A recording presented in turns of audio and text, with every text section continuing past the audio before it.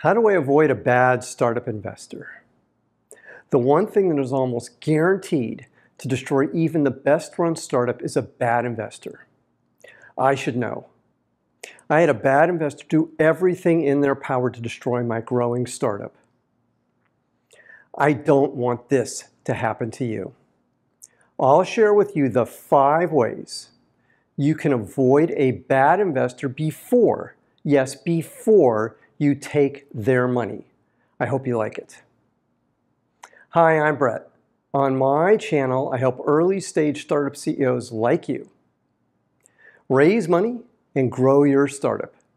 So if this sounds like you, then hit the subscribe button and the bell so you get notified every time I release a new video. Let's get started. I've pitched to well over 100 investors, and I've worked with dozens of investors as a CEO and a board member.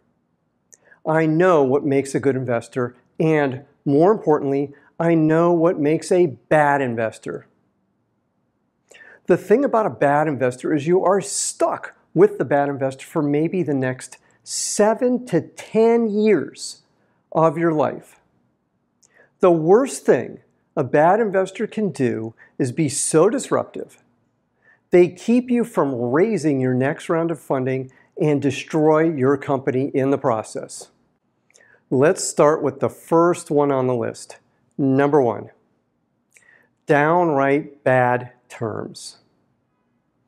It was challenging when we raised our initial $12 million in funding. 63 investors passed on investing before the 64th Donald Ventures invested.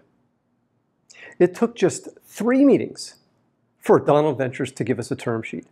That, by the way, is really fast. The problems began with the term sheet. I received it on a Friday afternoon. The term sheet had an expiration date of Saturday afternoon. In other words, we had just 24 hours to come to an agreement. The terms were standard. However, the valuation was downright awful. Donald Ventures was asking for significantly more ownership than was standard at that time. I set up a meeting with Raul, the DV partner in charge of the deal, for Saturday afternoon. I was confident that I would be able to get to a more reasonable valuation. The first thing Raul said when he answered the phone was, "There is no negotiation on this term sheet." I thought he was joking, but I was wrong. No matter what I tried, Raul wouldn't budge. He told me that I could either accept this term sheet with these terms, or he would move on. Terms that are too skewed towards the investor are a sign that you might be working with a bad investor. I talked with our other investor, Gil, and I talked with my advisor, Dave. They gave me the same advice. Take the deal. I'll get back to this during the one final thought segment of today's video. This brings me to the next thing to watch out for. Number 2 on our list. Number 2, changing terms at the last moment. During its initial fundraising, one of the most successful companies that I'm working with, a company that is now worth over $1 billion, had its 2 initial investors change the terms of the investment at the very last moment. Nothing can change in the company to warrant the change.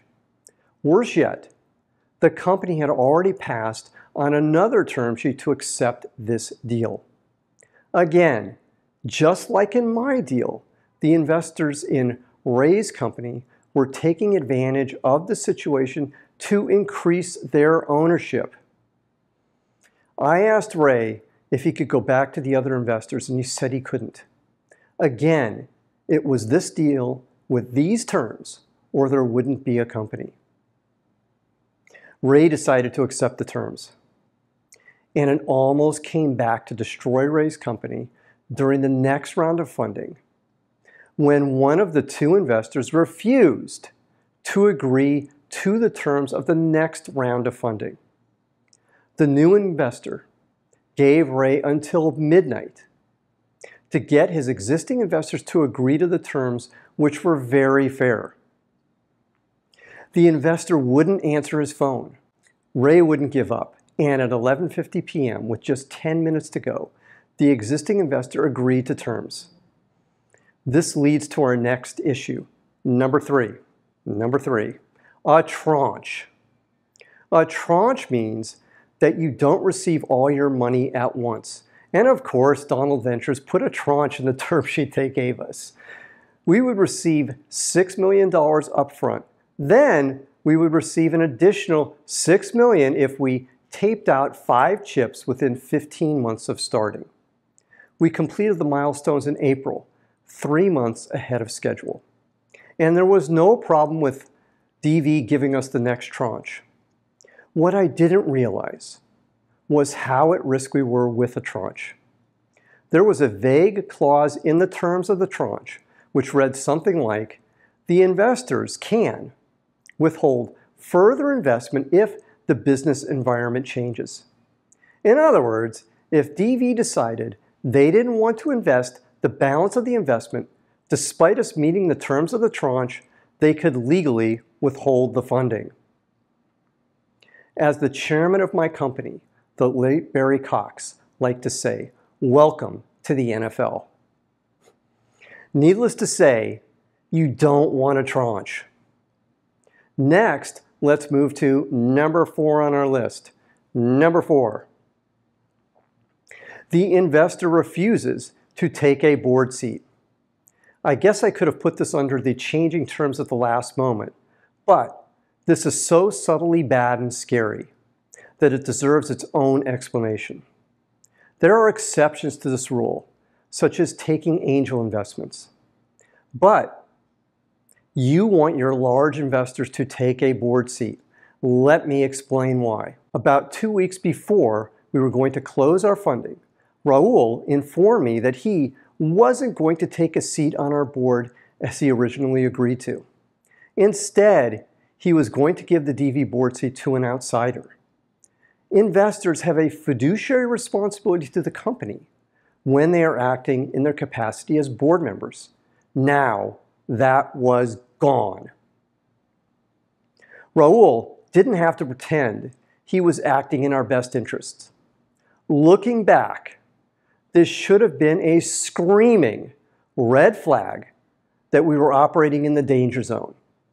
And this moves us to the final point on my list. Number 5. Number 5. The investor is an idiot. That seems obvious, doesn't it? Now, there are 2 flavors of idiot investors you're likely to meet. The first is the entrepreneur with that one good exit.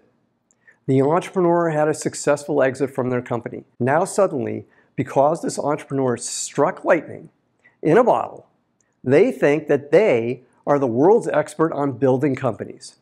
Ugh.